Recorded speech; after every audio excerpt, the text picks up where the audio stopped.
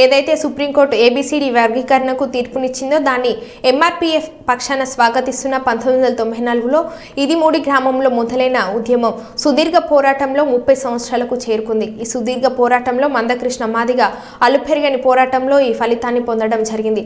ఒకరోజు భారతదేశ ప్రధాని నరేంద్ర మోడీ విశ్వరూప మహాసభ అసెంబ్లీ ఎలక్షన్ల ముందు మందకృష్ణ మాదిగ ఆధ్వర్యంలో హైదరాబాద్ పరేడ్ గ్రౌండ్లో జరిగిన బహిరంగ సభకు దేశ ప్రధాని నరేంద్ర మోడీ దిగి వచ్చి మీరు చేస్తున్న పోరాటం న్యాయబద్ధంగా ఉందని, ఈ పోరాటానికి నేను కట్టుబడి ఉండి మీకు న్యాయం జరిగేలా చూస్తానని ఆ విశ్వరూప మహాసభలో తేల్చి చెప్పడం జరిగింది. ఆ ఫలితమే ఈరోజు సుప్రీంకోర్టు ద్వారా వచ్చిందని మేము భావిస్తున్నాం. మందకృష్ణ మాదిగని మాదిగలు మాదిగ ఉపకులాలు పక్షాన పెద్ద ఎత్తున ప్రధాన మెయిన్ చౌరస్తా గోదార్ఖండ్లో మిఠాయిలు పంచుతూ బాణసంచాలు పేలుస్తూ పెద్ద ఎత్తున అన్ని పార్టీల మాదిగలు పాల్గొని ఎంఆర్పీఎస్ చేస్తున్న సంబరాలలో పాల్గొనడం జరిగింది. ఈ కార్యక్రమంలో ఎంఆర్పీఎఫ్ ఎంపీసీ మడిపల్లి దశరథ మాదిగ ఆధ్వర్యంలో జరిగింది. ఈ కార్యక్రమంలో తదితరులు కార్యక్రమంలో పాల్గొన్నారు.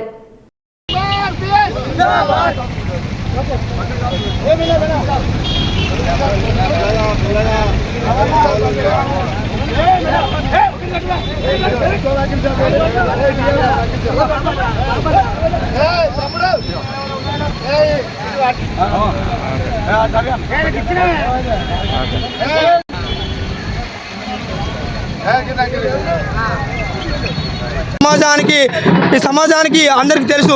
అదే సమాజానికి మందకృష్ణ మాదిగ నేతృత్వంలో జరిగిన ఈ ఉద్యమము ఈరోజు సుప్రీంకోర్టు ద్వారా ఒక సంచలనాత్మకమైన నిర్ణయము ఈరోజు సుప్రీంకోర్టు ఇవ్వడం ద్వారా మాదిగ మరియు ఉపకులాల వారికి ఏబిసిడి వర్గీకరణ విషయంలో న్యాయం జరిగిందనే విషయాన్ని ఈరోజు మాదిగ మరియు ఉపకులాలు అందరూ చాలా ఆనందంగా ఈరోజు దరిదాపు సంబరాలు చేసుకుంటున్న విషయాన్ని గుర్తు చేస్తున్నాము.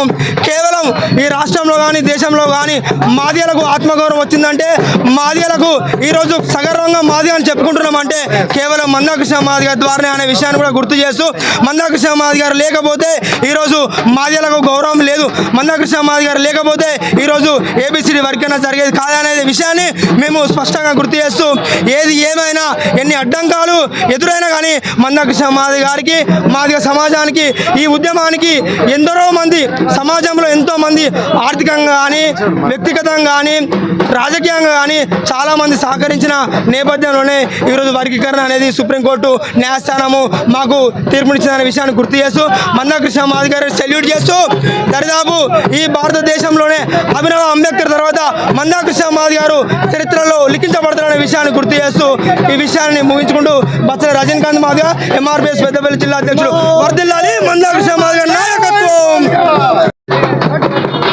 ఏదైతే ఈరోజు సుప్రీంకోర్టు మాకు సుప్రీంకోర్టు తీర్పుకు ఈరోజు మేము స్వాగతం తెలియపరుస్తున్నాం.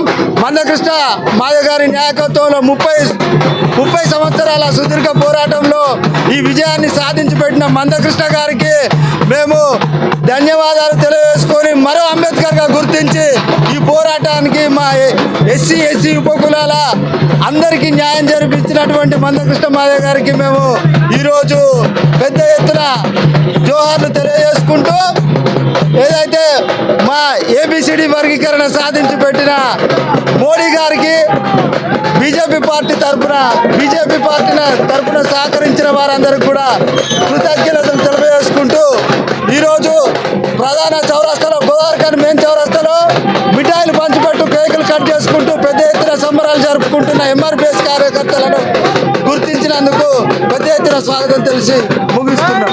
ఈరోజు భారత సుప్రీంకోర్టు యొక్క తీర్పును స్వాగతిస్తూ ఉన్నాము. మరి గత 30 సంవత్సరాల నుండి మందకృష్ణ మాదిగ గారి నాయకత్వంలో ఈ యొక్క రాష్ట్రంలో ఎస్సీ ఉపకులాలకు న్యాయమైన హక్కులు రావాలని చెప్పి చేస్తున్న సుదీర్ఘ పోరాటం ఎంఆర్పీఎస్ నాయకుల కృషితోటి ఈరోజు సుప్రీంకోర్టు మరి రాష్ట్ర ప్రభుత్వాలకే ఈ యొక్క బాధ్యతను అప్పచెప్పడం చాలా అభినందనీయం, చాలా సంతోషమైన విషయం. మరి ఎస్సీ ఉపకులాల్లో ఉన్న అందరికీ కూడా జనాభా ప్రాతిపదిక సమానమైన హక్కులను మరి రావాలని చెప్పి మందకృష్ణ మాదిగ గారి పోరాటాన్ని మరి కేంద్ర ప్రభుత్వం గుర్తించి ఈరోజు ఈ యొక్క ప్రకటన చేయడం చాలా సంతోషం. రేపు రాబోయే రోజులలో కూడా రేపటి నుండే మరి గౌరవ ముఖ్యమంత్రి రేవంత్ రెడ్డి గారు ఈరోజు అసెంబ్లీలో కూడా ప్రకటించినారు. మేము తప్పకుండా వర్గీకరణ ఏబిసిడి చేస్తాం, అసెంబ్లీలో బిల్లు ప్రవేశపెడతామని కూడా వారు చెప్పడం జరిగింది. వారికి ధన్యవాదాలు తెలియజేస్తున్నాము. మరి రాబోయే రోజుల్లో మాదిగ ఉపకులాలందరికీ కూడా న్యాయమైన హక్కులు మరి రావాలని చెప్పి న్యాయవాదుల పక్షాన మేము కూడా గతంలో చాలాసార్లు మరి ఢిల్లీకి వెళ్ళి కూడా ధర్నాలు పోరాటాలు చేయడం జరిగింది. ఇక్కడ ఉన్న ఈ ఉద్యమానికి సహకరించిన ప్రతి ఒక్కరికి కూడా హృదయపూర్వకంగా ధన్యవాదాలు తెలియజేస్తున్నాను. జై మాదిగ. రాజ్ కుమార్ అడ్వకేట్. ఈరోజు సుప్రీంకోర్టు 7 సభ్యులతో కూడిన ధర్మాసనం ఈరోజు ఎస్సీ వర్గీకరణ సబబే అని ఇవాళ తీర్పునివ్వడం జరిగింది. వాస్తవానికి 30 సంవత్సరాల క్రితం ఈ ఎంఆర్పిఎస్ ఉద్యమం వల్లనే మాదిగల ఎస్సీ వర్గీకరణ జరగాలని పోరాట ఫలితమే ఆ మధ్యకాలంలో 2000 నుంచి 2000 సంవత్సరం వరకు కూడా రిజర్వేషన్ వర్గీకరణ అమలు జరిగింది.